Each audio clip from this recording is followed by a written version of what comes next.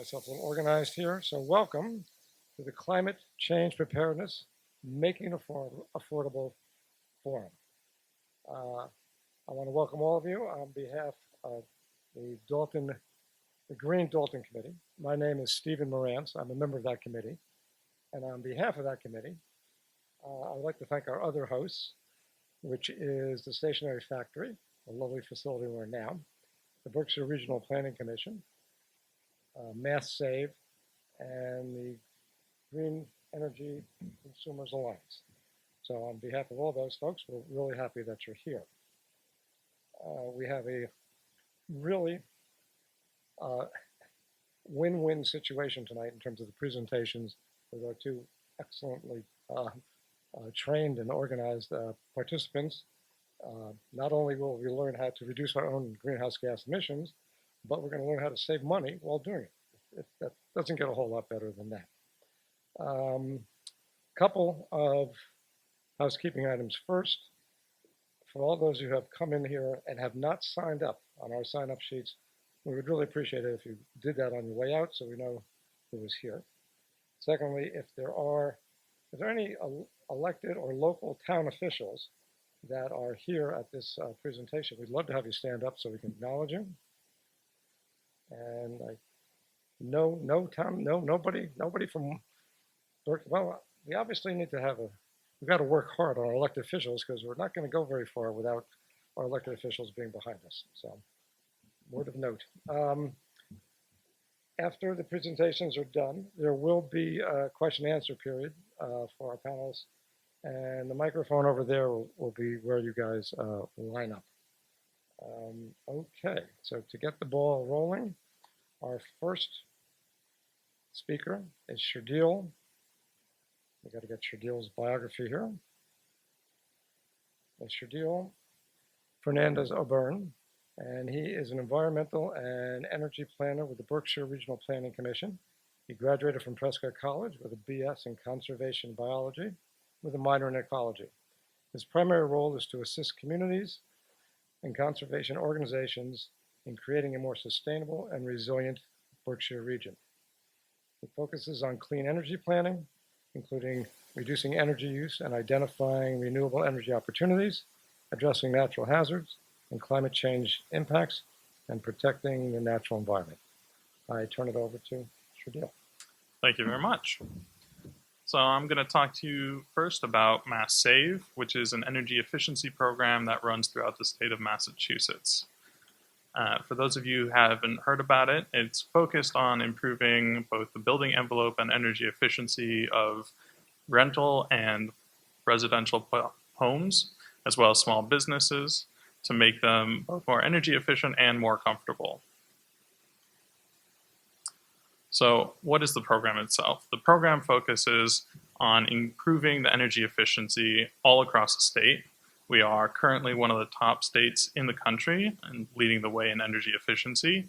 And we're working to improve that in some of the smaller towns that are farther west that sometimes get overlooked from the Boston area.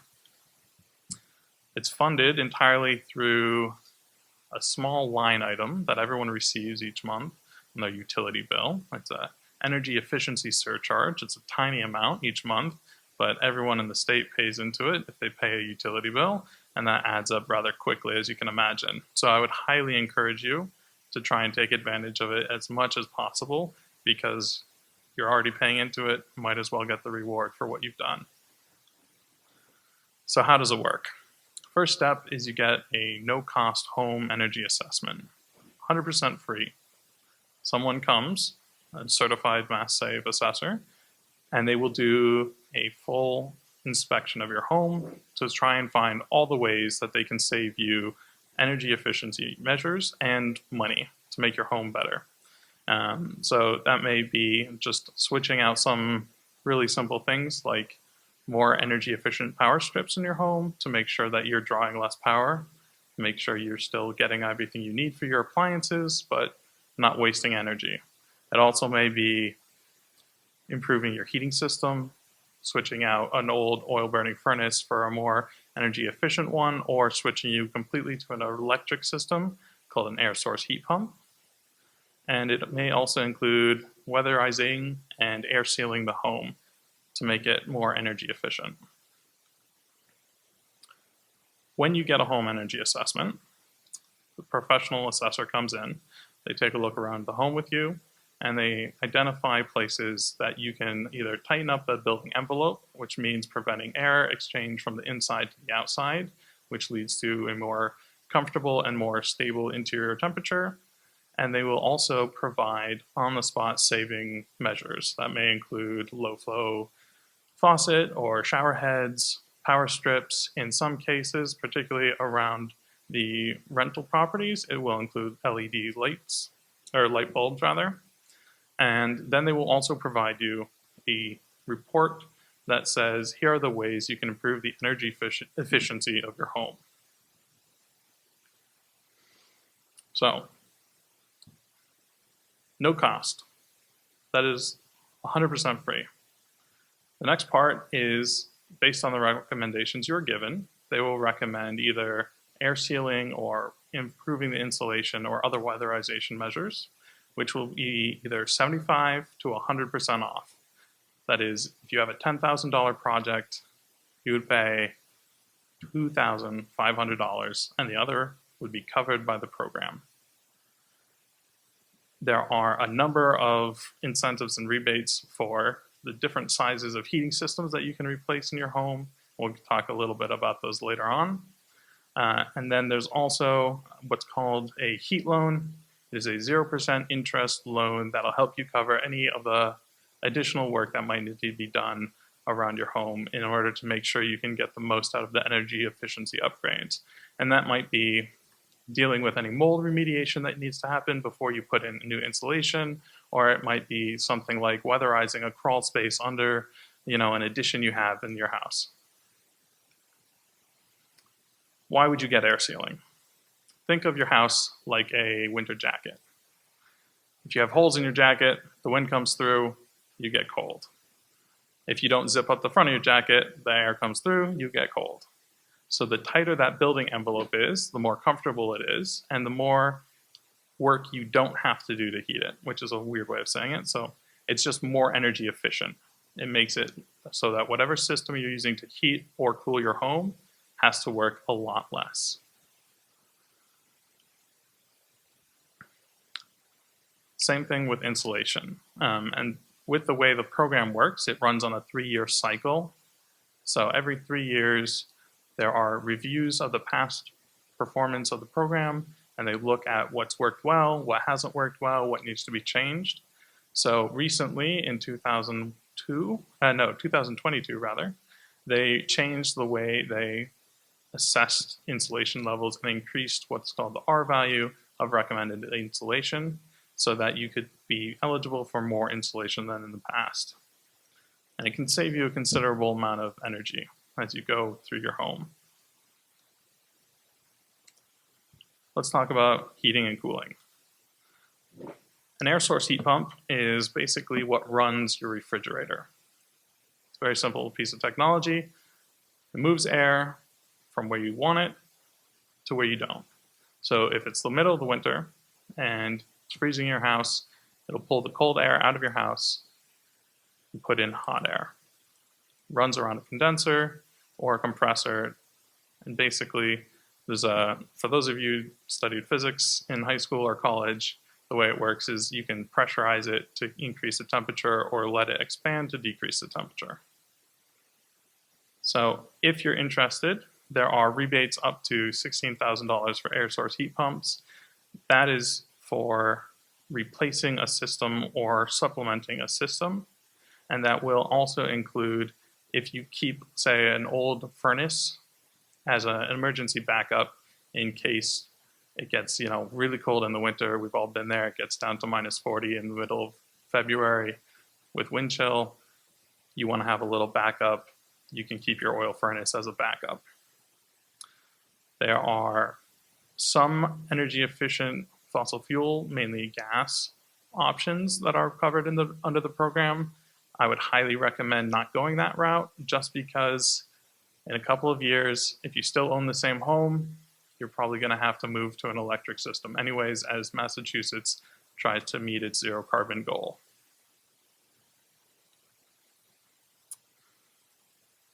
So the way this works is if you are the property owner, so if you have either a rental property or you own your own home, you go through the process, you sign up for an assessment, you go through, you get the recommendations. Now it's time, you've decided to get a heat pump. A couple key things. First, with Mass Save, to take advantage of all the possible incentives, you have to use one of their approved installers. You can go to the Mass Save website, masssave.com, and there is a tool that'll find you approved heat pump contractors or HVAC installers in the area, and you can reach out to them and they will do the work. They will also help guide you through the rebate process to help ensure you get as many of the savings as you are eligible for. I'm sure Larry will talk about some of the other savings that can be stacked on top of these things as well. If you make less than what's 60% of the area median income, and that's going to depend entirely on the number of people in your household. So it ranges from about $40,000 or less to about $80,000. If you are in that range, you qualify for the income eligible program. The design of the program is to reduce the burden on those of us who are least able to pay it, making it more accessible for those who really need the work. So the way it works is you'll go through the local CAP agency, in this case, Berkshire Community Action Council, based out of Pittsfield. They also have a North Adams office, and I believe they have an office part-time down in South County, and they will help guide you through the process. The easiest way to go about it is to call them, say, hey, I'm interested in getting a Mass Save home assessment, and they'll help you guide you through it. There are a couple things that are going to make it easier on you. If you already are on the reduced electrical rate, they'll have information and that'll speed the process up. And if you are on the fuel assistance program that they run, that'll also speed up the program. If you are eligible, you receive 100% off insulation and weatherization upgrades, and you are eligible for 100% free changeover to an electric air source heat pump. It will cover the cost of any remediation needed to do to install it, as long as it's either mold or wiring related to knob and tube, and they will walk you through the process and make sure it's all set. They will also inspect the work when it's done to make sure it's been done properly. This works best if you own your own home or you are in a 1 to 4 unit property. If you are in a larger rental property and you have a relationship with your landlord and you want to talk them into doing this, there is what's called the multifamily program, and that deals with any buildings over 5 units, and that's going to go through a different agency, not your local CAP. That can also be found on masssave.com. So, the income eligible program also helps with a few other key aspects. As previously noted, if you are already on the reduced electrical rate or you receive fuel assistance, you don't really get more benefits. But if you don't have either of those and you may qualify, you can sign up to receive those benefits. Those will also reduce your rates and help you save more money on top of being in a more energy efficient apartment or home. If you live in a town that also has a municipal aggregation and you aren't already on it, I highly recommend using that. They tend to save anywhere from 15 to 30%. I live in Hancock, right across the hill, and we don't have a municipal aggregation. We pay about 33 cents a kilowatt hour. In Pittsfield, I believe it's 11 cents as of the new aggregation. In Williamstown, it's about 9.5. In North Adams, I think it's 13 cents. So it's pretty good savings. This program also works with small businesses and small business owners, whether you rent the property, lease it, or you own it outright. And the design there is to make sure that your business can be as comfortable and energy efficient as your home. It's hard enough as it is for small business owners. Let's try and make it a little easier. The way this works is each utility, Eversource, Berkshire Gas, and National Grid, depending on where you live, have a preferred vendor that serves their small business community. You'd sign up for a small business energy assessment, much like a home assessment, and they will help you get up to 70% off. Occasionally, usually over the summer, once per year per town, they will run what they call a Main Streets campaign, which is a small business outreach effort where they offer increased incentives. There was one in the spring for Lanesboro, Pittsfield, and Lee, and there will be one for North Adams, and Williamstown coming up in the end of August. Small businesses need a little extra help, especially if you are a customer-facing business where you have a lot of people coming in and out. So the small business program offers what they call the turnkey process. It's a very tailored process that's designed to make sure, one, your business receives minimal interruptions. So they will work with you to either come before you're open, after you're open, weekends if you're not open on weekends, and they will walk you through the process. They'll make it as easy as possible, and they will try and find the maximum number of possible savings for you. And if you own your own building, it gets a little easier because you can make all the decisions yourself. If you're leasing, they will work with you to connect with your landlord.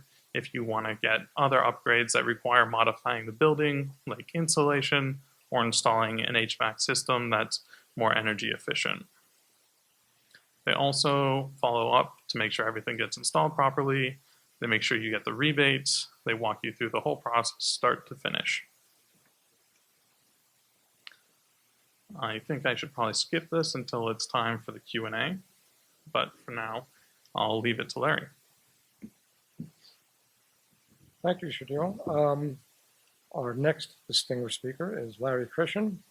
He is the Executive Director of the Green Energy Consumers Alliance, a 41-year-old nonprofit organization serving Massachusetts and Rhode Island.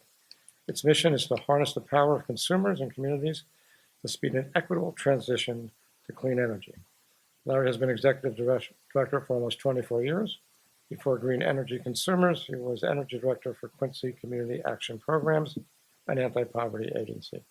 He holds a master's degree in economic policy and lives in Quincy, Massachusetts. So we certainly thank Larry for coming all this way to educate us and turn it over. Thank you very much, Steve. Thank you all for coming tonight to learn about how to do something about climate change and hopefully to do it well in a way that you can get through this financially in a good way for yourself. I hope I provide some information that's useful to you. As Steve said, that slide's about who we are. We're an organization that has a number of programs that you can tap into as a consumer. Go to our website and you can see the different programs. We have a program for heat pumps, a program for solar, a program for green electricity, electric cars, and so forth. But we also do a lot of policy work. We try to encourage the state government to do more in the area of energy and climate in a way that's pro-consumer and pro-environment. Tonight, what I hope you'll take away from this is that the Federal Inflation Reduction Act that was passed about a year ago is an absolute game changer. I can't emphasize enough how important it is, how big it is. It is the largest investment in clean energy that the world has ever seen by a lot in the United States, particularly. It's not everything that we need. We need to do another one very soon, but it's going to transform the energy economy in the United States. But a lot will depend upon people like ourselves, how much we're going to participate and take advantage of the offers that the Inflation Reduction Act offers. The point is that the Inflation Reduction Act can be combined with, you can benefit from those incentives in the same way you can benefit from Mass Save. And for solar, there's a program the state has called SMART. You can combine it with that as well. Here's the key point. The incentives last for at least 10 years. Before the Inflation Reduction Act, there would be incentives for energy efficiency and solar that might last 2 or 3 years. There wasn't a consensus in Congress to have them be long-term. And so there was always a hustle at the end when it was to expire to try to get it renewed. Right now, the law says you can take these tax credits and rebates for 10 years. So the point is, you don't have to do this all tomorrow. You can plan this out in a way that works best for your home and for your life. And our goal is to help you figure out how to get to zero carbon within 10 years. There are great opportunities for community-based projects. And we recommend that cities and towns identify good sites, identify partners, identify contractors. So it's not just about you at your home or your business, but also in the community you live in. But as I said, there's a lot to work with, but we still need better policy at both the federal and state levels, and I'll talk a little bit more about that.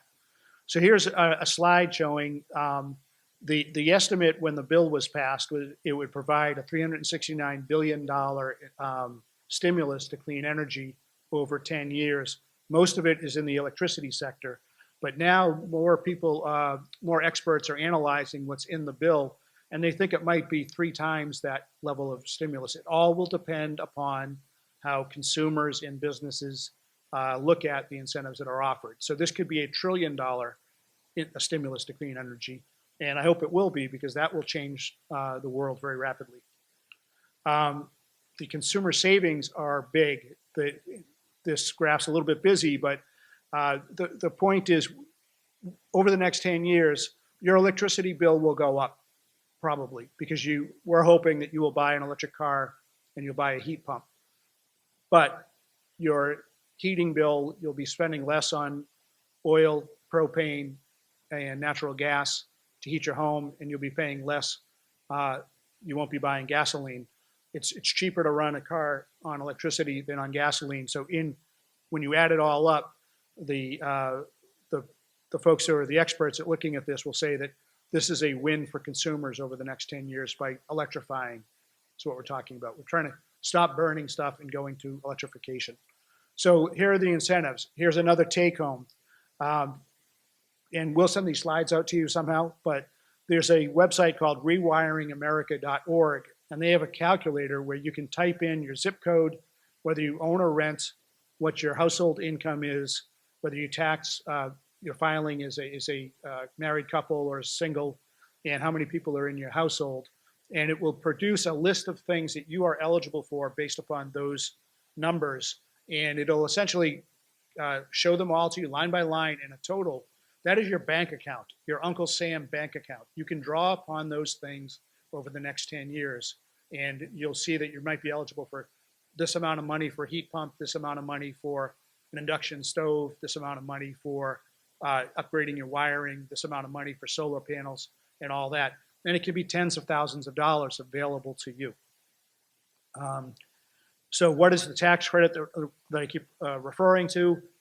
There's a 30% tax credit for solar photovoltaics, that's solar electricity, or for water heating. Now you can get a tax credit for home battery storage with or without the solar. You know, a lot of people you may know have generators that run on diesel or natural gas. Now you can get one that is a lithium-ion battery that you can get a tax credit for with or without solar. You can get a tax credit for geothermal. So there's air source heat pumps that was described earlier. There's also geothermal. And again, you have those at least for 10 years. It phases down just a little bit in 2033 and 34. And so if you can, not everyone can, put solar on your home or your business, and that is a great way to offset the cost of the increased electricity that you might have when you go to heat pumps and electric cars. If you're going to install solar, we highly recommend that you go to our website, and we'll connect you with a company called Energy Sage, which has an idea that I wish I came up with.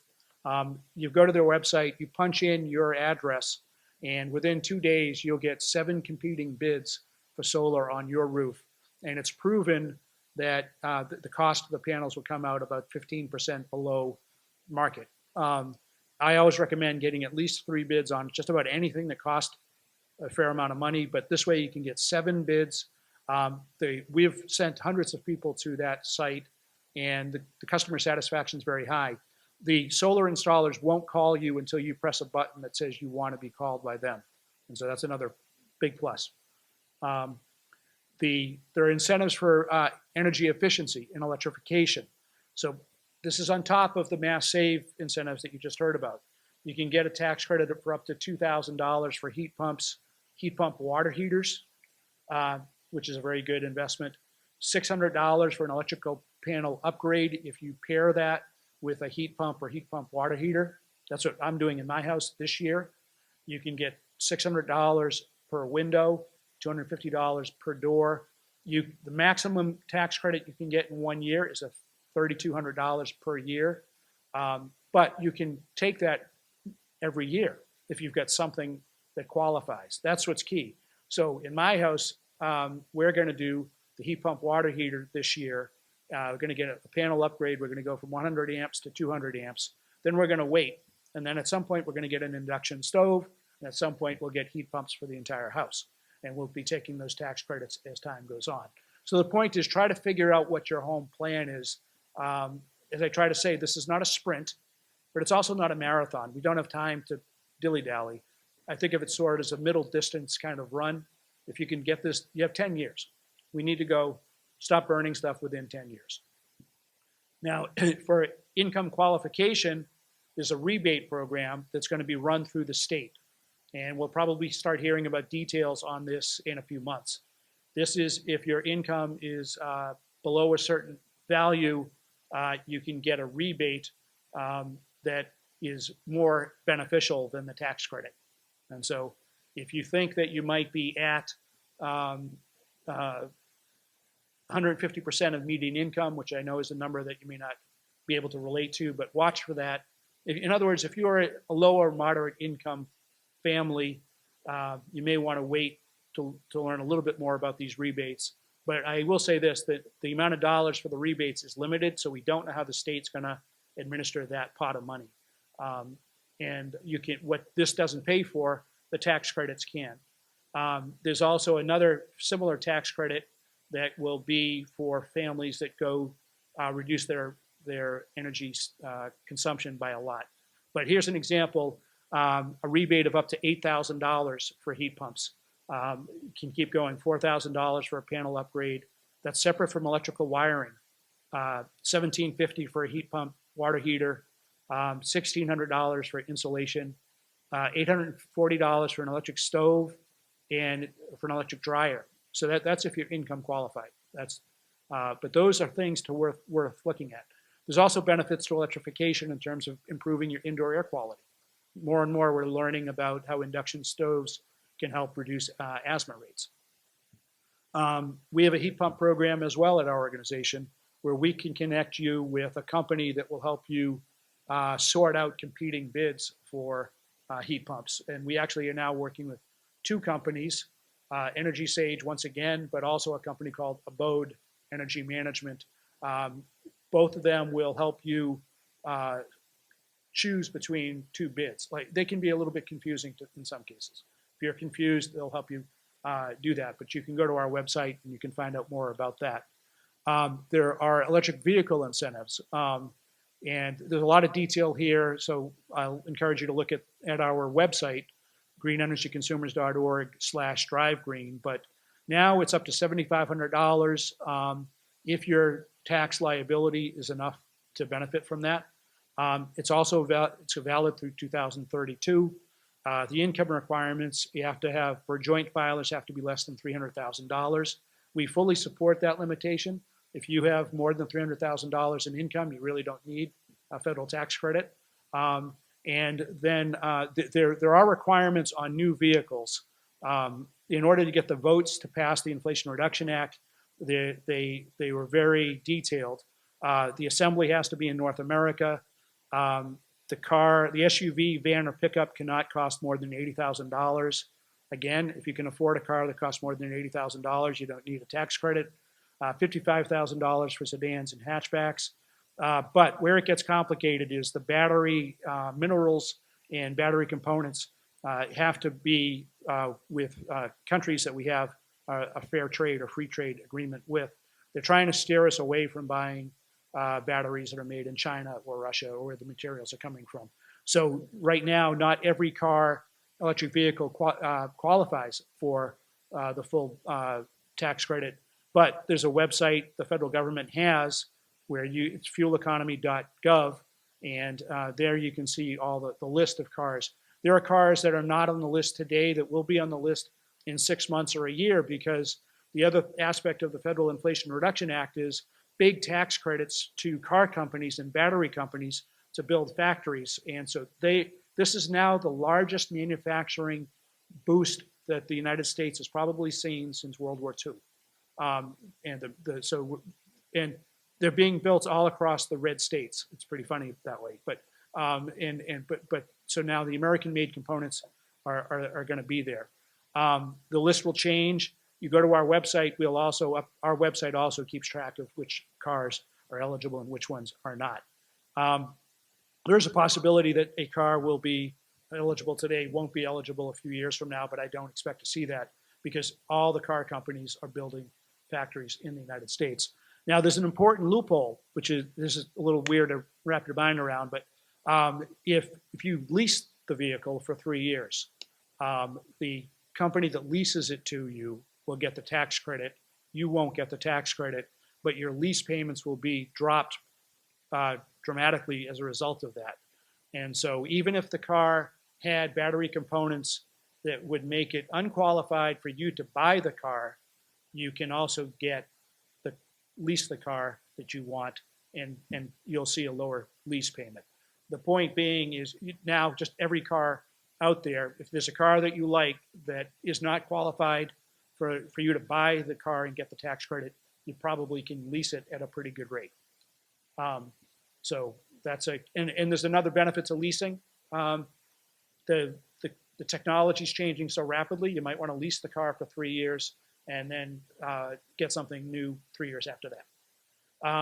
What we love about the Inflation Reduction Act is now there's also a tax credit for buying a used electric car. $4,000 or 30% of the sales price, whichever is less. This makes the car more affordable to people who have moderate incomes. It has to be less than 2 years old, or at least 2 years old, I should say. Cost less than $25,000. There's also income requirements as well.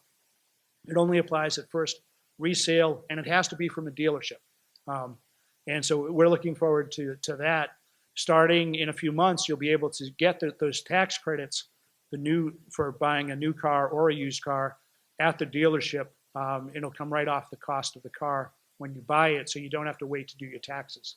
So that's also going to help people who have a little cash flow interest.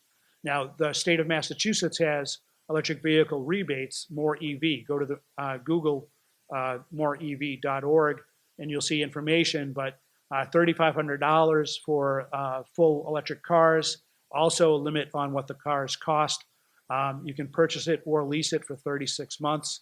And pretty soon you'll see rebates for used cars as well, and expanded rebates we expect to hear about any day now for low-income drivers and if you trade in a car. And in 2024, it'll also be available to get that rebate at the point of sale. So add that up. It's $3,500 for the state rebate or more, and it's $7,500 from the feds. So you drop in the price of the car a lot. There are going to be a lot of electric vehicles that are cost competitive because of these benefits with an internal combustion engine. And I can tell you this, the electric cars cost way less to operate and maintain. I've been driving an electric car since 2014, and basically you have to get the tires rotated every now and then, and you have to get the car inspected once a year. There can be other issues, but I haven't had them. And so the cost per mile, running in a car on electricity is far cheaper than running it on gasoline. And if you notice, gasoline prices are going up. So the federal tax credit also for installing charging. There's also state, go to your utility. They'll also have support. We have a vehicle shopping tool at our Drive Green website. There's another big piece of the Inflation Reduction Act that is important to know. They put in some people call a green bank. It's called the Greenhouse Gas Reduction Fund, $27 billion. So now we're talking about B's and not M's. It's a green bank that's going to provide low-cost financing for clean energy projects, and they're putting the thumb on projects that benefit low and moderate income people who are disadvantaged. And so we like that.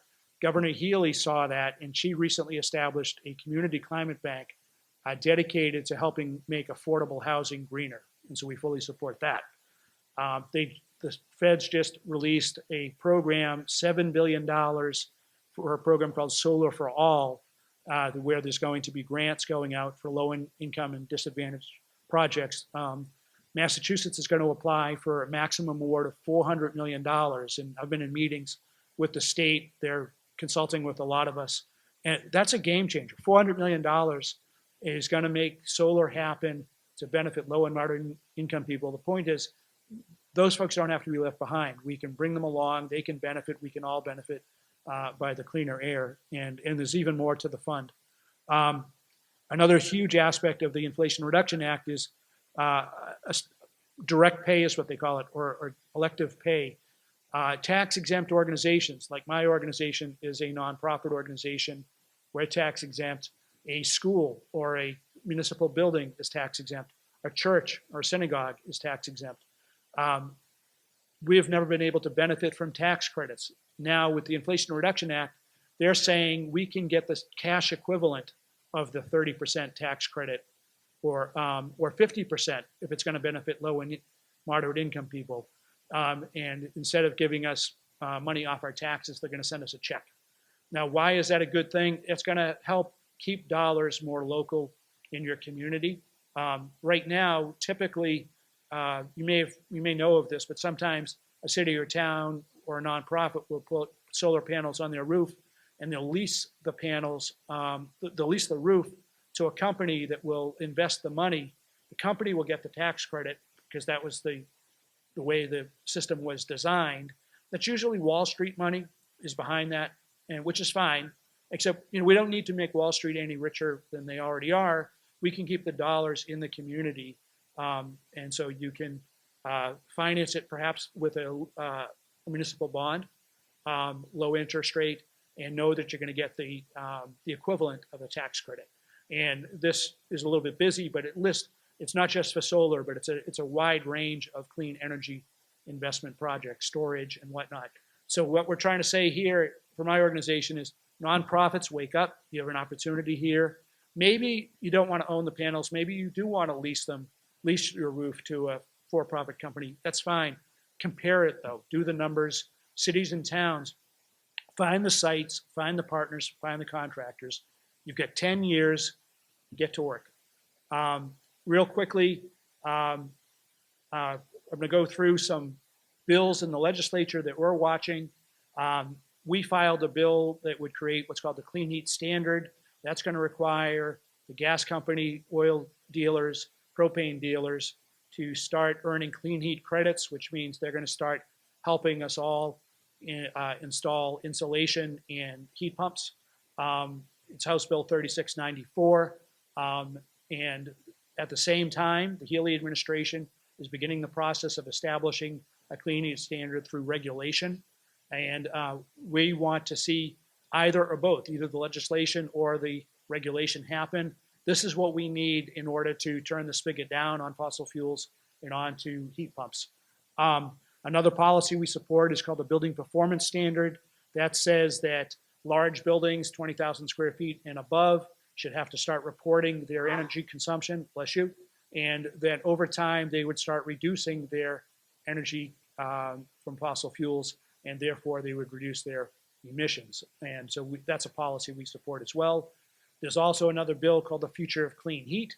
It would require the gas companies to start making a plan for how they're going to stop selling us gas by no later than 2050, because the Massachusetts Global Warming Solution Act says that we have to be net zero by 2050.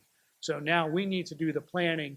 The gas company is going to have to face reality. They're going to have to figure out how to essentially change their business model, and this would force them to do that. Almost done here. We're a nonprofit organization. We would appreciate any tax-deductible donation you might be able to offer. greenenergyconsumers.org/donate. We have a bunch of events. You can go to our website coming up in August and September. On September 27th, I'll be at Westfield State talking on a panel with Senator Mark and somebody from the Climate Bank, but there's several others there. One that's not there, sometime in September, I think, is the Garlic Festival. Our Drive Green expert will be there. We have blogs. If you go to our blog page, you can subscribe to the blog, and every time we write a blog, you'll get that in your inbox. We think they're pretty good blogs. And questions. If you have questions, there's the contacts. For me, it would be, if you have questions on electric power, contact me. Anna Vanderspeck is our transportation director. She's the smartest person in the state on electric vehicles. I'm convinced of that. Loie Hayes is the person who runs our heat pump program, and we can all help you out as you need it. And that's it. Okay, you guys got all that now? So, thank you, Larry. That was really quite phenomenal. We're going to open up to questions, but before we open up to you guys' questions, we have some questions that we want to bring to the panelists that they can address. So, first question. Getting a contractor in the Berkshires, pre-pumps weatherization has been, to say the least, challenging. What recommendations do both of you have for overcoming that issue? Sure, I'll start with this. There are contractors in the Berkshires that are equipped to do the work. However, what we'll find a lot of the time is that they are booked from now till the end of time. So one of the things I recommend, much like Larry said, is start doing this now with an understanding that these things are going to take a little bit of time.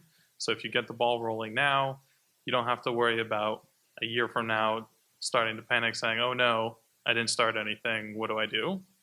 The other option is there are larger heat pump contractors in the Pioneer Valley and out by Springfield and farther east that do serve our area. There's also what's called a home performance contractor. This is a contractor that basically does A to Z, everything in between.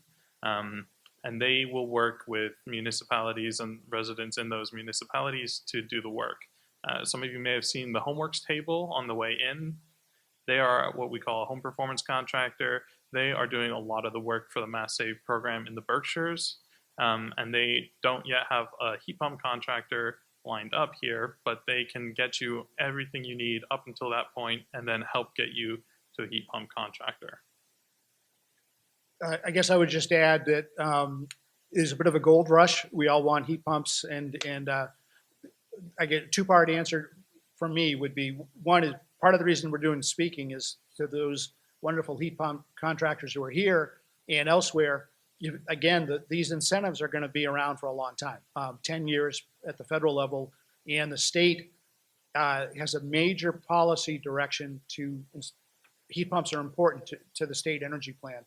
The goal for the state is 1 million heat pumps by 2030, meaning we have to get up to a rate of about 100,000 per year for the rest of our lives. So what that does send a signal to somebody in the business to hire more people. The business will be there. The second thing is the state's aware of this, and they are starting to put more money into worker training. And so if you go to the Mass Clean Energy Center, they have a section on workforce development. If you're a heat pump contractor or a person who wants to get into the business or just to be an employee, there are programs out there that we need to start training more people. I would say this, if my kid didn't want to go to college, be an electrician for either doing the heat pumps or the work in electric vehicles. It's a great field for someone who wants to earn money right away and not go to college. Good paying jobs. As long as we're on heat pumps,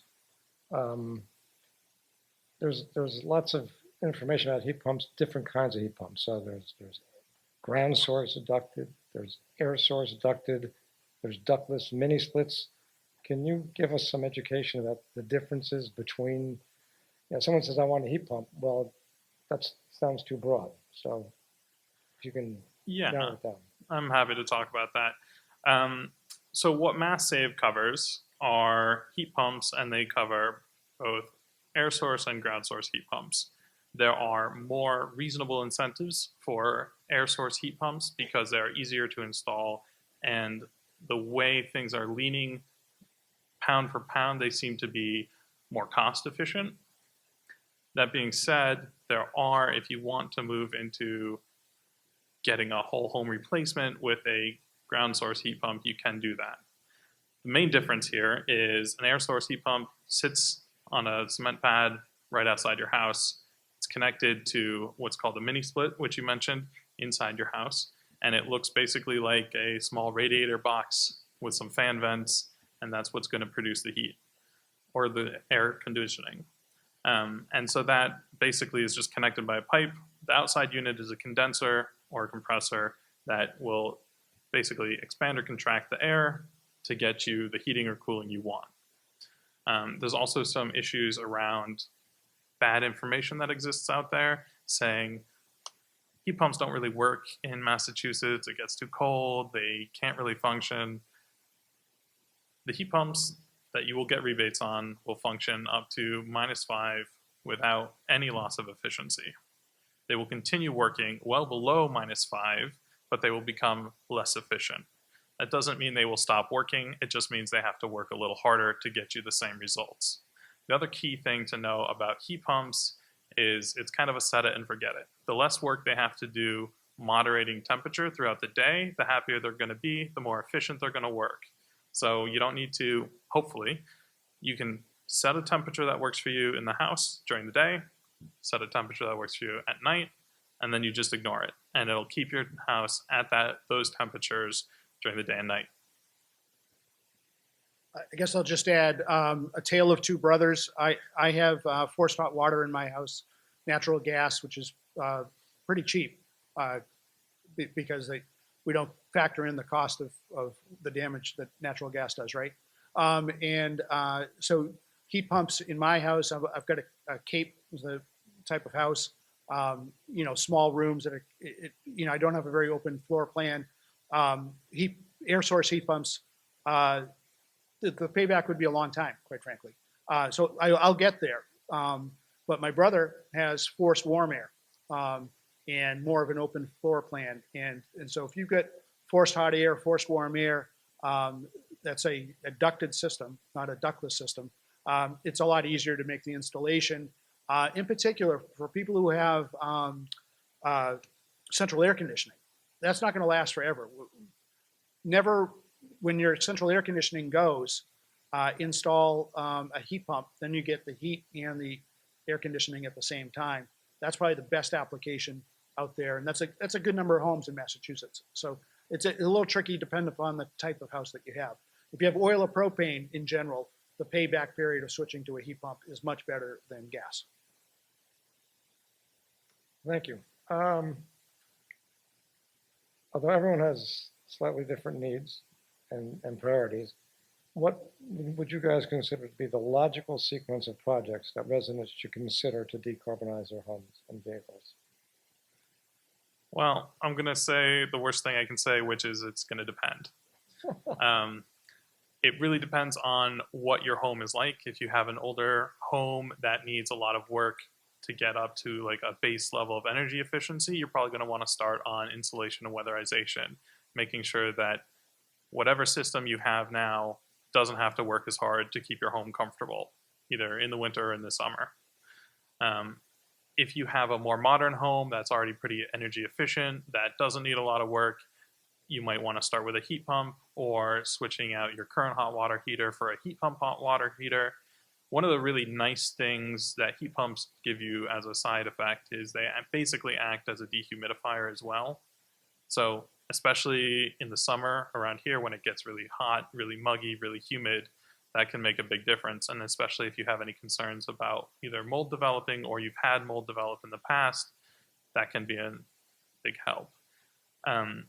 If you have a relatively energy efficient home and you're concerned about the cost of your electric bill or the cost of your heating bill, it may make some sense to either switch and get solar or get yourself on a municipal aggregation or participate in a community solar program.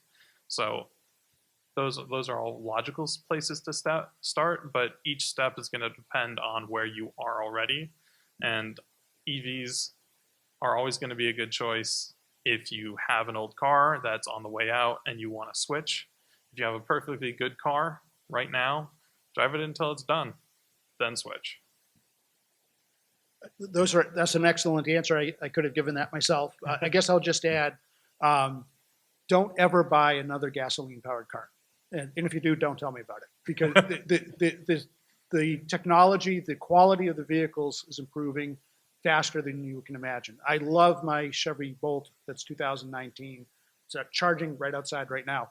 But my wife, who's a good penny pincher, is looking at the new cars coming out and thinking we should trade it in. There's some value to that, right? And so the point is, if you have a gasoline powered car, you could even consider trading it in. But at the very least, don't buy another gasoline powered car. But again, think of the tax credits, think of the rebates, think of the more miles you drive, the better off economically you will be with an electric car, because the cost per mile is so much less. But you just can't go wrong with making sure your house is well insulated.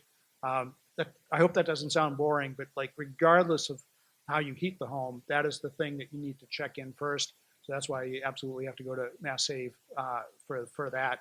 But again, every house is different. So as I said, what if your stove crapped out? Start looking around at induction stoves. They're not cheap, but it would be better to get an induction stove than another gas stove or something like that. In our house, our hot water tank is like 17 years old, and those don't last forever. So we're going to get it replaced this year. So it does make sense. It all depends on your situation. I'll also say, look at your budget, right?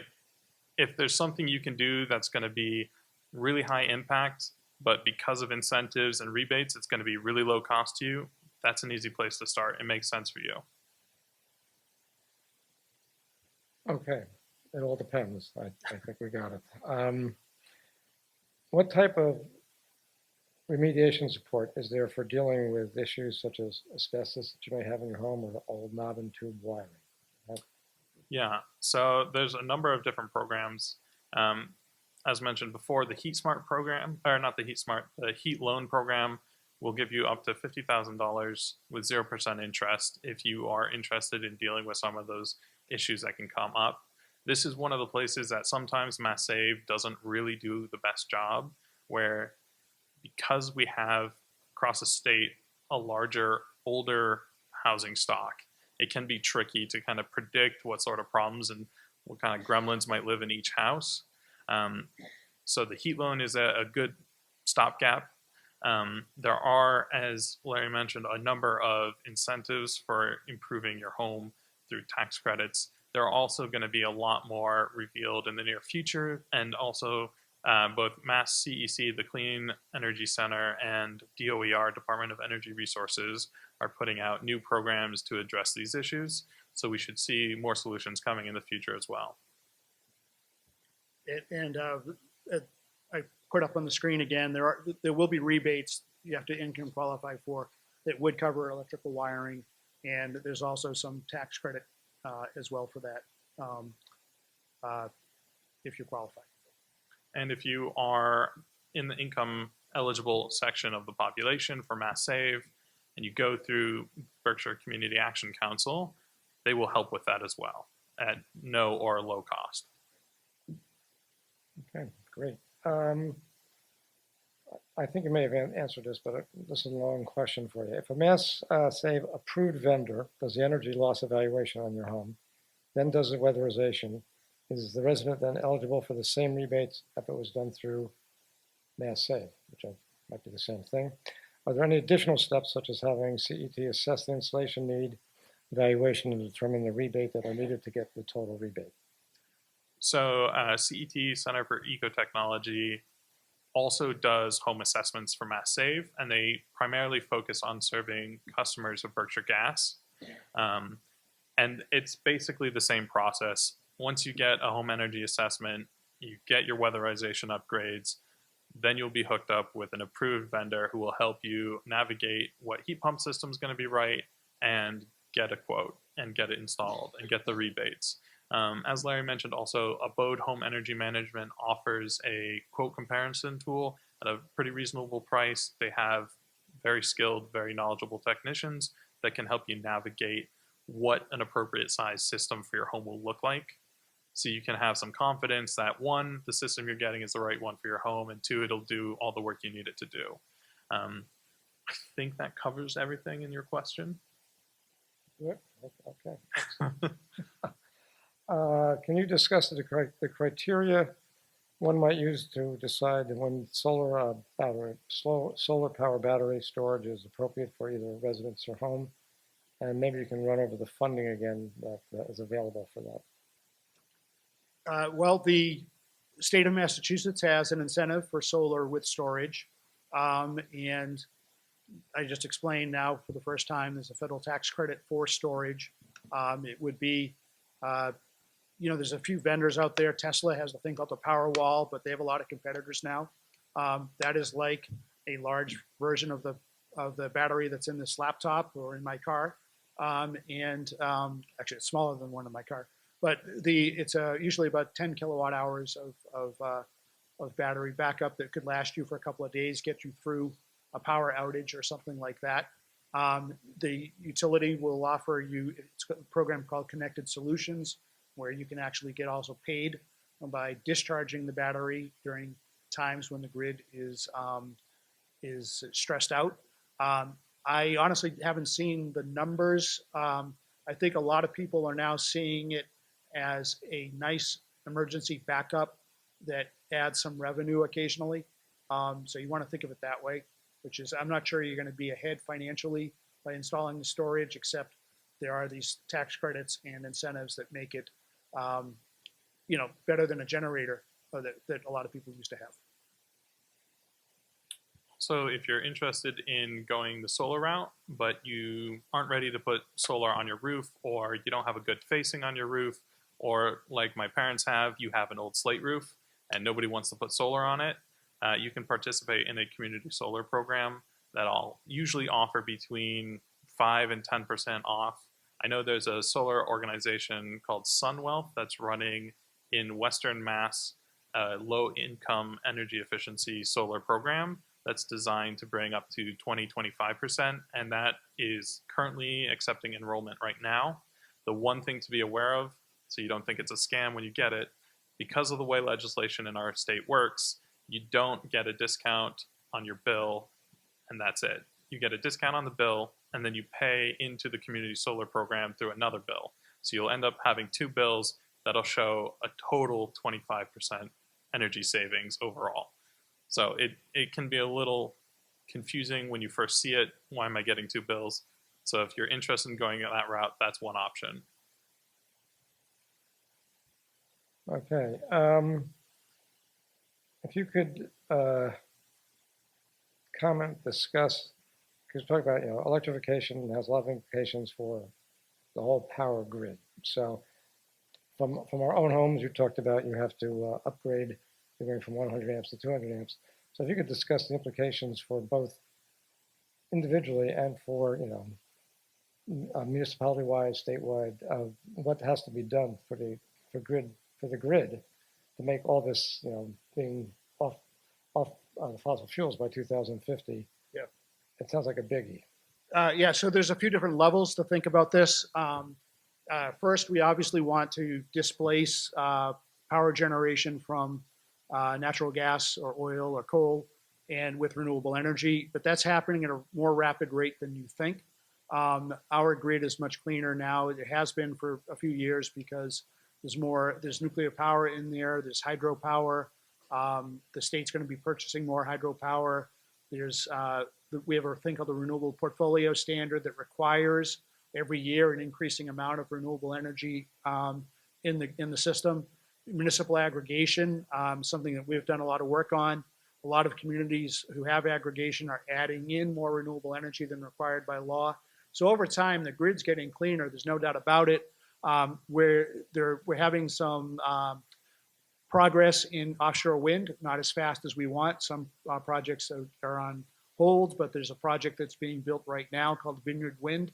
They just built the substation for it. They're going to start installing the turbines next week. That's going to take a while because it's a huge project, but the Massachusetts Power is going to come mostly from offshore wind and solar over time.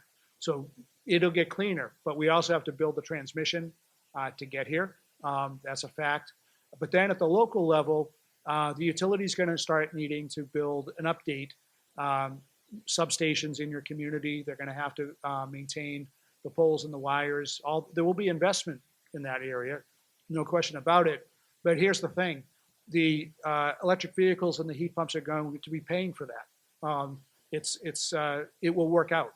It'll be a gradual process, and where the utility will have to respond, but they'll have more dollars with which to do that with. And so again, going back to one of my earlier slides, instead of paying for gasoline, you'll be paying for electricity. The utility will be able to use that revenue to maintain the system. So it's a challenge. I'm on a thing called the Grid Modernization Advisory Council. I was appointed to that by Governor Healy, and we are talking a couple times a month about all the steps that are needed to be taken. I'm just confident this is a problem that we can easily solve.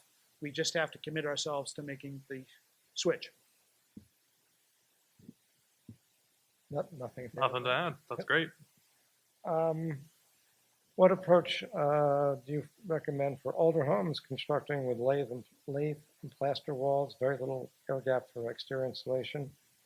And Yeah, that's one of the trickier things to deal with. There are options there. They tend to be a little more expensive, and in some cases rather unsightly. Spray foam insulation is a really good candidate, especially around roofs. And if you have like a crawl space or a dugout cellar, those can be good solutions to keep the body of the house insulated from the outside. One of the problems when you get to older construction where there isn't a gap in the wall is you can't put anything where there's no space. So some of these older houses, there isn't a good solution, and short of building new housing stock, there's not an easy solution either. Okay, that's not exactly what we wanted to hear, but it's a little unfortunate, but short of changing the overall footprint of the house, it's hard to deal with that kind of problem. You could put in what's called spray foam insulation on the interior and then plaster paint over it, hang sheetrock over it. You're going to lose square footage, but your home could be better insulated that way. we've discussed a lot about what you can do. In both of your experiences, what hasn't worked in terms of reducing greenhouse gas emissions that people have tried? What should we stay away from and that you guys have seen, if anything? I don't know. What can I say? For years, we were encouraging people to go from an old, inefficient heating system that burned oil or gas to a new heating system that burns oil or gas. And those days are over. That won't get us to where we need to be. We used to encourage people to get a gasoline-powered car that had more miles per gallon. That doesn't get us to where we want to be. So I'll keep coming back to, and so pretty soon, actually, Mass Save will not offer you an incentive to upgrade your gas or oil heating system with another gas or oil system. A lot of us have pounded on them to say, no, you've got to start giving the incentives for electrification. And so that is one thing we have learned, which is we've got to go to electrification. Now, why is that? It's because I have a very efficient gas heating system that runs at about 90% efficiency. Now you can get one that's 95, but the heat pumps that we're talking about have are 3 or 4 times more efficient, and so they're using the energy more efficiently. And the car can run on an electric motor far more efficiently than a gasoline engine. That's a lot of the energy in a gasoline-powered car goes out the tailpipe, and so that's why we keep harping on this point, and that is why rewiring America is on the right track, that's what we've got to do. I'll throw in my 2 cents, which are from a larger municipal side. If you're willing to do a little community activism, pressure your community, if it's not already participating in the Green Communities program, to do that. That'll help cut some of the municipal costs. It'll also cut some of the municipal emissions. You can also pressure local and state reps to put either more restrictions on fossil fuel usage or put more incentives into greening and electrifying both your home and your grid. There's a lot of things that you can do that extend past just making your home more comfortable and more energy efficient. The question is, how much time do you have to invest in other projects outside of your home? Enough from up here. For you folks out there, questions, we'd love to have you come up to the microphone and ask questions of our learned panelists here. Or has everything been answered? Yeah. Come on up.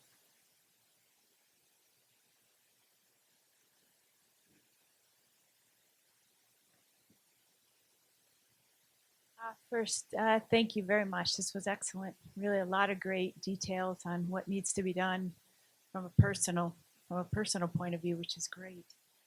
I had a question on, Larry, you had mentioned, I think in the upcoming year, that the EVs, right now you get tax incentives, right? Tax breaks at the end of the year. But in the upcoming year, is it that they will be giving you those rebates up front on this? So the $7,500 and the $3,500 if it qualifies at the dealer? Is that what I understood? Yeah, so typically, any kind of a tax credit that you might be able to get, from the federal government or the state government, you have to file your taxes by April 15th of the following year, right? So if you bought a car on January 1st of 2023, you wouldn't be able to get the value of the tax credit until you file by April 15th of 2024, right? So that a lot of people just can't afford to float that kind of money. So the nice advancement here is that the federal government and the state government are going to find dealers who will take $7,500 off the price on the hood the day you buy it, and they will file the paperwork and they'll get the $7,500. So you'll see the lower price immediately, and you won't have to. You'll report it on your taxes, but you don't have to wait for the value. Excellent. Same with the rebate of the state. So you get it faster. Right now, if you were to go to more EV and if you bought a car today, you'd probably have to wait about 6 weeks to get the rebate check. Eventually, pretty soon, that'll be right when you buy the car. Okay, thank you.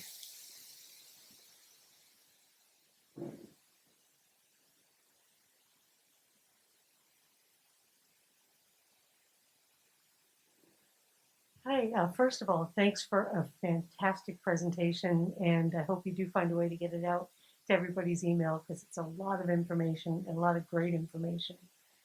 You mentioned BCAC as the CAP agency. That's for Berkshire County, and there are some folks here from Hampshire County. I'm in Cummington, and a few my neighbors here, and there's probably some other folks from Hampshire or Franklin County. They want to go to Community Action Pioneer Valley. And that's communityaction.us is their website. They do the same sort of work, and they actually have a big push to get people to electrify. They're worth contacting if you're outside of Berkshire County. Thanks. I'll also add that the way the Mass Save program is currently structured, you have to go through the CAP agency. They are leaning towards pushing that so that you can also go through a home performance contractor that's already been certified through Mass Save in the future, which will both expand the capacity of the low-income program, but also should streamline things and make it easier and more accessible. They're running a pilot program in a few eastern towns right now. They're hoping to expand it further in spring of 2024.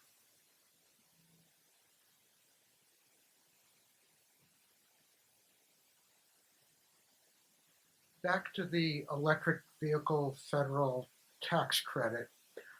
If the dealer takes that and reduces the price, and then the customer doesn't have enough income to use that credit, does the dealer carry it forward?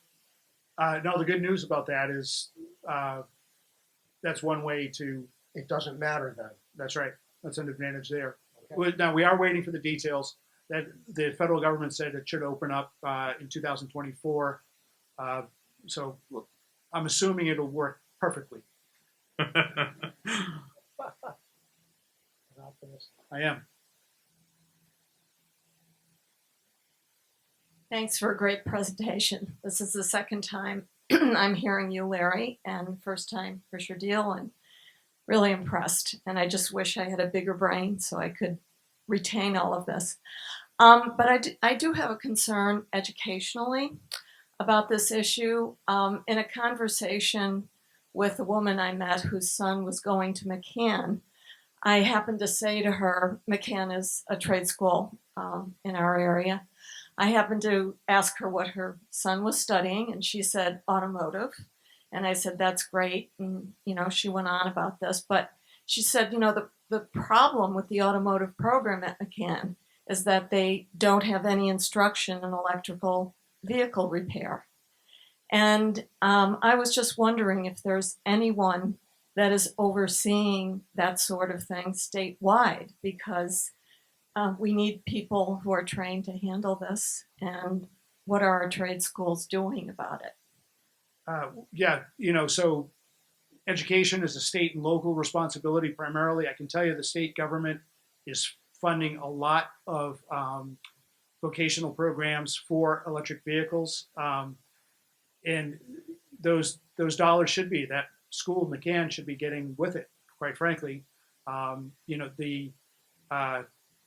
The forecast for the next few years is that, there will be a decline in gasoline-powered cars, a decline in the need for mechanics for those, and an increasing need for people who can work on electric vehicles. So, there's funding there. The Mass Clean Energy Center has a great workforce development program that they offer dollars, and it's going to be big money in the next few years coming out of the Clean Energy Center. They will fund local programs for kids to do that.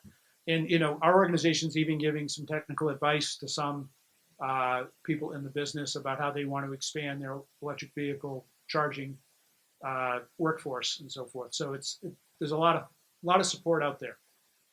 Yeah, just to touch on the funds available through Mass CEC, they have a 3-step program. It's a $50,000 up to $50,000 planning grant, then a $150,000 capacity building grant, and then a $1.5 million workforce development grant program, all of which can be either accessed through a municipal government or a regional entity like Berkshire Regional Planning. So we are looking into putting together a coalition to go after that grant to build such a program in the area. That's great. Here's another thing that's not the Inflation Reduction Act. I should be hit with a noodle for not putting a slide on it, but Massachusetts is adopting a policy that California did. California is the only state in the country that can initiate this policy. Other states can piggyback. It's called Advanced Clean Cars 2. And Massachusetts, the governor's already passed the regulation. In 2026, for a car maker to sell a car in Massachusetts, 38% of the new cars sold will have to be electric. And it'll be up to, and then incrementally every year, it's more and more. In 2030, 68% of the new cars sold in Massachusetts will have to be electric. In 2035, 100% of the new cars sold in Massachusetts will have to be electric. And that will be how we phase out gasoline in Massachusetts. And we're not the only state. There's a bunch who are adopting this policy. And that is the point. That is what McCann School needs to understand, which is that maybe a young person who gets into this right now will have some gasoline-powered cars to work on for a while, but there won't be many. And I will say this, that a smart person who working on a gasoline-powered car in 2023 will probably be able to figure out, may have to go back to more training in a couple of years to learn how to work on an electric car. Thank you, Mike. I just want to add my thanks as well for this wonderful presentation. I wish my brain were bigger too. One point that I wanted to make was you've mentioned induction stoves several times, but I have learned that people with pacemakers need to stay away from them. Something about the induction process itself can interfere with pacemakers. So I hope there's at least that bit of information that you guys are providing if you're promoting induction stoves.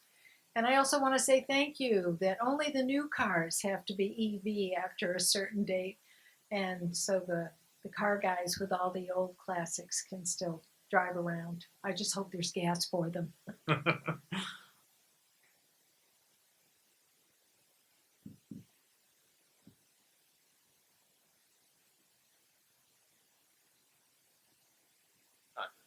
Thank you for a great presentation. Very informative. My question sort of goes back to electrical grid and electricity generation. And given that we're going to need to upgrade this, and given the increased demand that's going to be for coming from electrifying everything, do you see a role of nuclear power in any way, shape, or form in this, either in this transition or as part of, I wouldn't say a stopgap measure, wouldn't be really appropriate to use, but do you see it having any role in that, any investment in that, or is that investment better turned to renewables rather than putting it in there, or should we put it in both? Kind of, what are your thoughts on that? Yeah, I'll answer that, and then I want to mention one other thing about the grid. We have some nuclear power in New England, and right now I used to be in favor of shutting down nuclear power plants. I would rather now see them run so that we don't have to burn fossil fuel. However, I don't want a nuclear power plant built near me, and I think that's a fact. I think that's a reason we're not going to see new nuclear power plants in Massachusetts. And what's more important is wind and solar and energy efficiency are cheaper than nuclear power plants.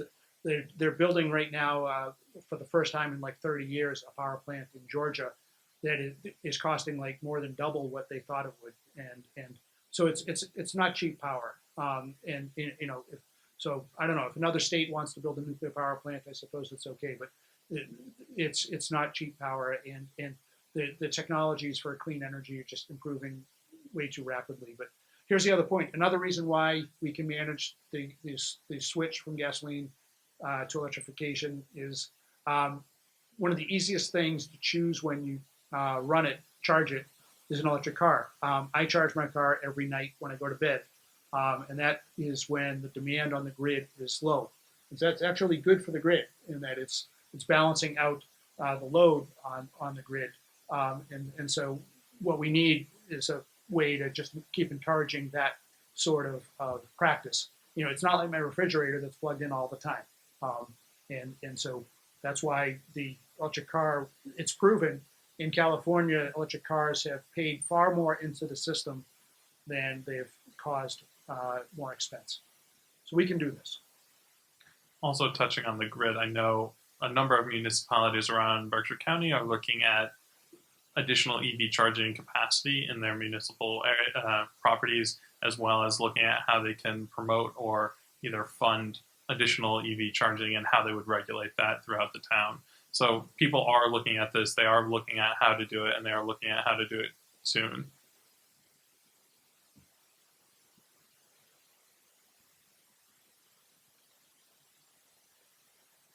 Yeah, thank you for a wonderful presentation. I'm in the market for my next car and definitely want to go electric. So first question, are there incentives for installing like home charging?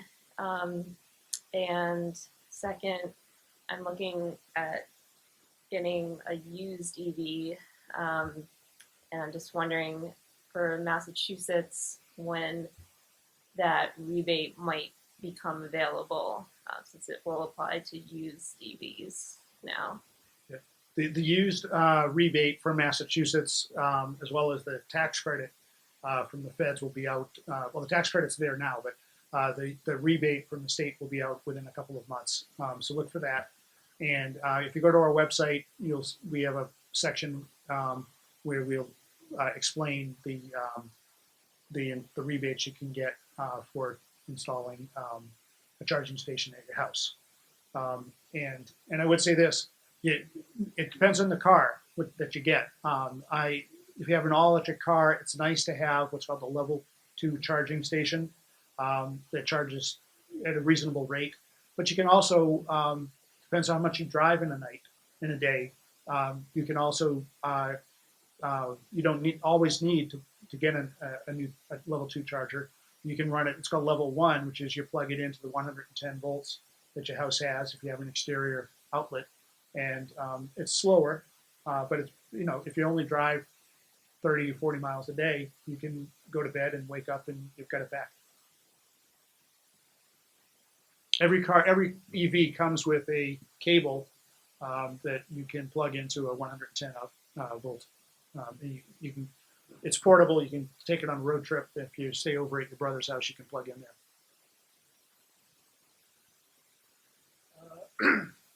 We recently bought a small house in Pittsfield that we're going through the process of CET savings, and we're interested in installing heat pumps. Now, Mass Save has 2 different levels of heat pump rebates. One's called partial home, and one's called whole house.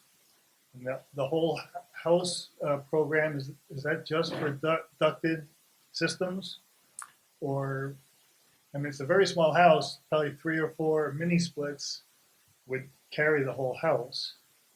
The difference in the 2 programs is if you are switching completely from a fossil fuel furnace or boiler to an electric, or if you are keeping the fossil fuel for part of the house and supplementing it with your mini splits or your ducted system on one floor. So the higher level is if you basically sign a pledge saying, even if I don't uninstall completely my boiler, I'm not going to use it unless it's a dire emergency. I'm mainly going to use my heat pump. And then that's part of the eligibility, and you can take advantage of the whole home incentives. Well, I was told by a contractor that the whole home incentive is only for ducted systems. That's true? No. No. Okay. Great. Thank you. And if you're working with CET, I would recommend talking to them if it wasn't one of their contractors, and they should be able to help you sort that out. No problem.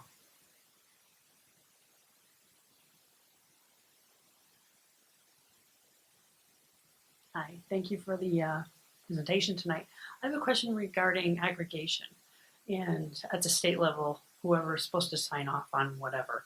Does that prevent the community from receiving it, or do they have to wait for state legislation, or can it still happen without that? Our town's going through that right now. So back in 1997, Massachusetts passed a law that did a number of things to the electric industry, and it created the ability of a municipality to do what's called aggregation, which is choose the electricity supply.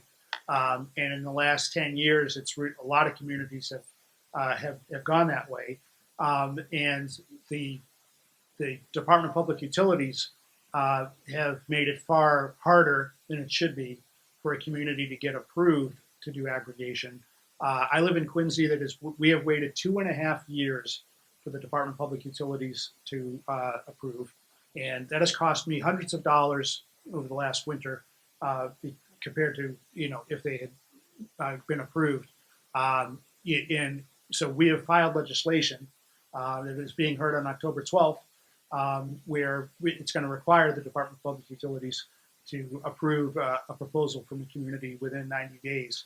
And we've also, a lot of communities that have had aggregation sometimes come up with new ideas on how to improve it. But the way the Department of Public Utilities has interpreted the law, and I think they're breaking the law, but it's hard to fight the Department of Public Utilities, is that they are making you go to the back of the line in order to make a small change to the aggregation, even if it's like motherhood and apple pie. They'll make you go to the back, and we're hoping that Governor Healy has appointed new people to the department that will bring some sanity to this whole thing. There is at least 20 communities that are waiting right now that have waited 2 years, so it's a backlog. So contact your legislator and let them know that you want it now. A second question, gas tax and fixing roads. How does that get changed with electric vehicles? Excellent question. Actually, I've got a staff person with 2 interns who are studying that issue because there are some people who are worried about eventually how we're going to maintain the roads if the gas tax goes away. The gas tax pays for road maintenance and also public transportation. And we certainly want to fund public transportation, and anybody driving a car should have to maintain the roads. At some point, you know, we're going to have to change the way we finance that. You know, in the short term, quite frankly, I think we ought to be raising the gas tax. While there's still, you know, still 95% of the cars on the road in Massachusetts are still gasoline-powered cars. Exactly, and so that's what we've been in favor of. But we're coming up with 2 or 3 ideas because we want to propose a good idea before somebody in red states you're seeing they're taxing electric vehicles rather than giving incentives to electric vehicles, and that is just really stupid. I also just want to touch on your question about municipal aggregations. This is a question that comes up quite a lot, especially around here when we saw pretty unrealistic price hikes over the winter for electric. If your municipality isn't already participating in a municipal aggregation, talk to the town, talk to the select board, encourage them to go that direction. If they have already started looking at that, a lot of the Berkshire County towns work with a company called Colonial Power that is pretty good at expediting the process.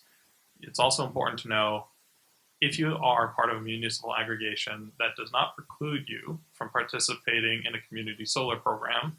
You can benefit from both at the same time. Yep.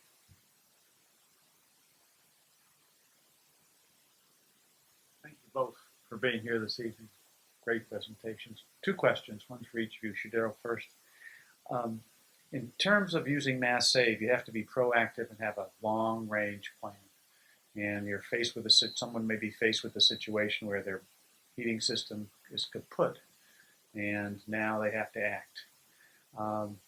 Is there something that Mass Save is looking at in terms of expediting the process, becoming a bigger, more timely organization in terms of meeting the need?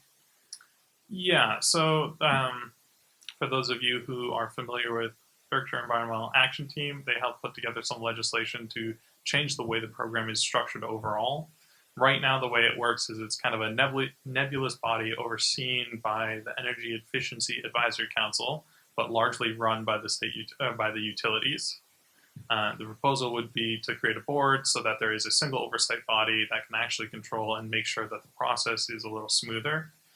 Right now, if you have a boiler that is kaput, it's done, there isn't a particularly fast way to deal with that unless you are income eligible, in which case BCAC has some tools on hand to help you.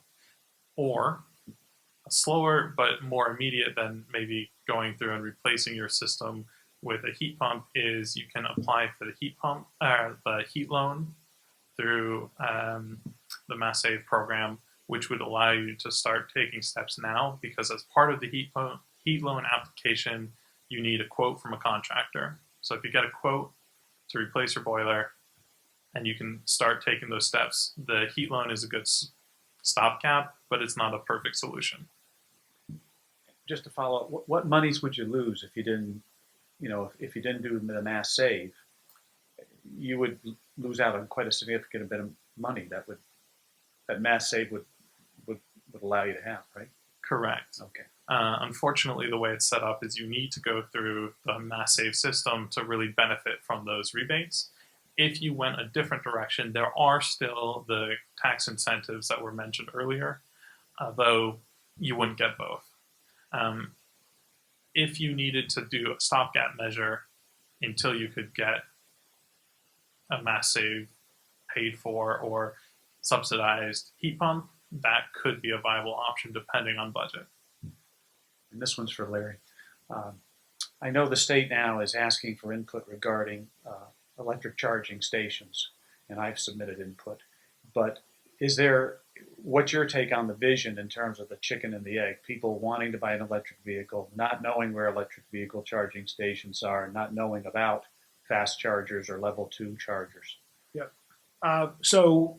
State government last year, the utilities went to the Department of Public Utilities and asked for permission to spend more ratepayer money on charging stations, public charging stations, the kinds you would see at a rest stop or commercial, maybe at a workplace, maybe at City Hall, maybe at a restaurant or a shopping mall, that kind of stuff.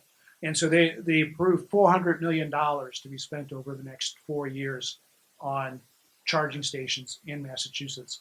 And that's a lot of money. And that you're going to see enough charging stations to support the demand for charging, in my viewpoint. Right now, we don't have enough charging stations, but there's more than you think. I have an app on my phone called PlugShare, and it will guide me to all the charging stations in this area. That's one reason why I settled on the Hilton Garden in Pittsfield. I found it that way. There's more than you think. Again, a lot of people are able, about 80 or 90% of charging is done at home. So we do need more charging stations in multifamily dwellings is a challenge, but it's coming. And now that's $400 million of state money.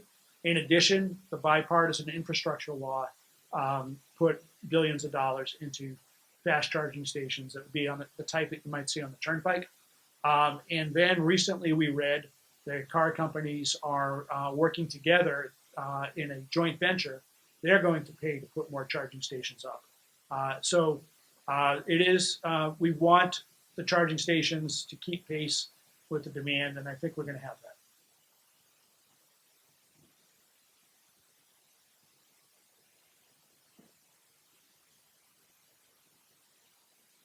I just wanted to fill in some information on the Mass Save restructuring bills. Rose Wessel with Berkshire Environmental Action Team. It's on our nofrackedgasinmass.com website. Look for a tab that says Save Mass Save, and there's information on the bills. The really good one is Senate Bill S2082, and that one proposes the broad group of stakeholders for the board of directors. They would elect a program director that would be a sole source for information. So there would be, what there isn't now, there's no one place you can go to get your questions answered. Or if you hit one of those bumps in the road when you're working with Mass Save, sometimes a contractor will say you need to talk to this department, and then that department says, no, you need to talk to the contractor. There's no central person who oversees the program. This would resolve that. There's one more hearing for that bill coming up in October, and the date's not on the website right now. I'll make sure it's up by tonight so that folks can speak out on this bill. It's really good legislation that we've been hoping for a long time. So thanks for mentioning that. I'll just also add that home performance contractors like HomeWorks offer a lot of support in navigating the system and a lot of like concierge service, making sure that you get through the program and get the appropriate equipment and get the appropriate rebates. I have another couple questions. One comment, when you were earlier talking about automotive, getting them ready for the EVs coming on. I think also the electrical training that's going on in some of these schools to get ready to how to put in these, the heat pumps and others would be really important to engage on that. But a couple other questions I have is looking at some of the schools, like some of the public schools, like in Pittsfield and other places. I look at some of them. We've got these big parking lots, and the same thing is out. You go out to like a Walmart or wherever, and you got these huge parking lots, just black tarmac. And where I used to live down towards Boston before I moved back to my hometown, they would put up solar panels over there, which serve two purposes: basically to cool the underneath and protect from the snows and stuff, but also, solar. Is there any way for the schools or other groups around town to get funding to do some of these projects through like the IRA or through the mass climate information. Yeah, one of the reasons why I come out to the events like this is I am trying to get the point across to cities and towns or commercial buildings. The Inflation Reduction Act provides big incentives, and cities and towns need to look up what's available. There are more goodie bags of money in the Department of Energy than you can imagine. There are some that are just for nonprofit organizations. There are some that are just for cities and towns, and so big money to do that kind of work. And so again, what I'm suggesting is people think about technically where can they put solar on their property, whether it's private or public, and then if you've got the space, there are big incentives. The payback period should be pretty rapid. Thank you. Thank you again for a great presentation. I just wanted to touch on something you touched on briefly.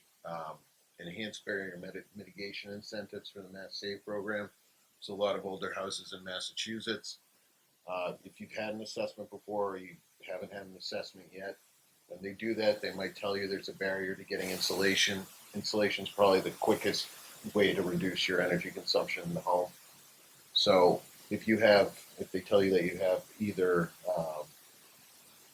like vermiculite, which has asbestos in it, or you have knob and tube wiring in there, I think it came out in the last year, there is a $7,000 grant for remediation of these barriers. So if you need abatement for the vermiculite insulation, or to get the knob and tube removed, you just got to fill up an income verification form, and just have a electrical contractor come out that I believe has to be Mass Save certified, and you can get up to $7,000 for removing those barriers and getting your insulation in. So that's all I wanted to add. Thank you. No problem. Thank you.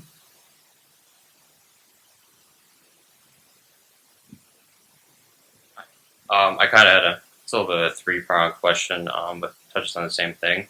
So you were talking about kind of fair trade for the materials needed to build the components for the batteries and the electric vehicles. And so I guess my question is, a lot of these mineral deposits, and especially the larger ones, are located in places that are frankly not the United States, and they're also still developing countries. So will we have the ability to secure the necessary materials for these EVs and the batteries while still keeping it fair trade? And in turn, will there be enough to go around not only for the United States' needs, but for the other markets that emerge, especially China's a huge emerging market for electronic vehicles, Europe, and then when developing countries are able to start doing this process as well, will they also be able to tag on to it?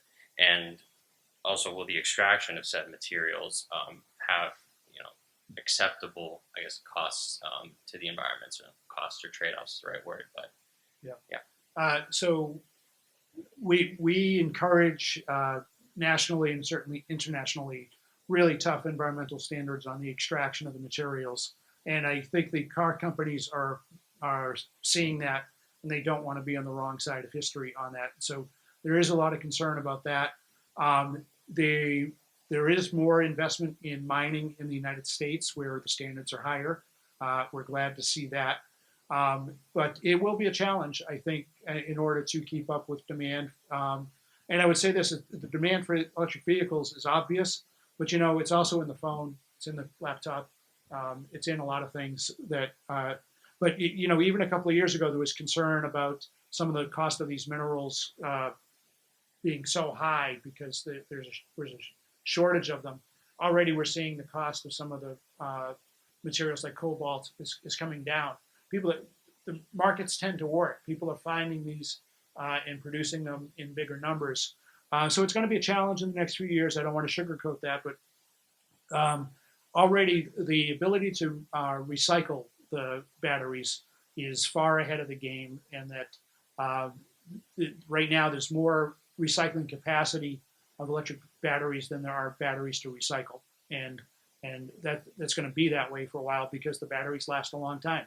But they're able, even today's technology, they're able to pull out almost all the important materials from a battery.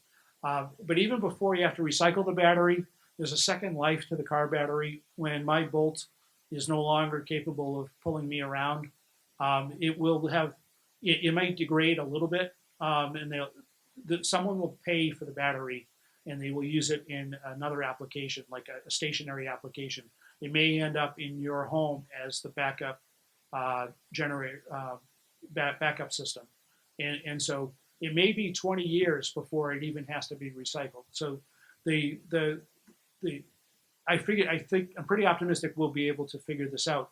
One thing I don't want to see, which we are beginning to see, is the car companies are making vehicles that are just too damn big, and they require the Hummer has a battery that is just too heavy, too much material, and all that. I'd like to see another iteration of the Inflation Reduction Act that, well, first of all, that's when they get that expensive, they won't be eligible for the tax credit. But there should be more policies that encourage reasonably sized vehicles with reasonably sized batteries. I will also say, though, it's not entirely practical as a solution in more rural areas. One of the easiest ways to deal with it is to encourage more investment in public transit. Reduce the number of vehicles that need to be on the road in the first place. You reduce the need for raw materials. So it's a solution that'll work in denser population areas, but it's still worth pursuing as well. Larry, in terms of recycling, what about solar panels? Are they recyclable, or what happens to them? They also have a defined life cycle. I believe that the process is improving for recycling solar panels, but I'm not really an expert on it. I'm not an expert either, but I know for a fact that sometimes you will find solar arrays that are decommissioned where the panels are still usable and can be repurposed for another use. Even if it's not the cutting edge panel that the developer might be interested in installing in a new array, it could be used or repurposed by a municipality, a nonprofit, a home, and you could get extra longevity out of it that way. Can't speak to the recycling of them yet.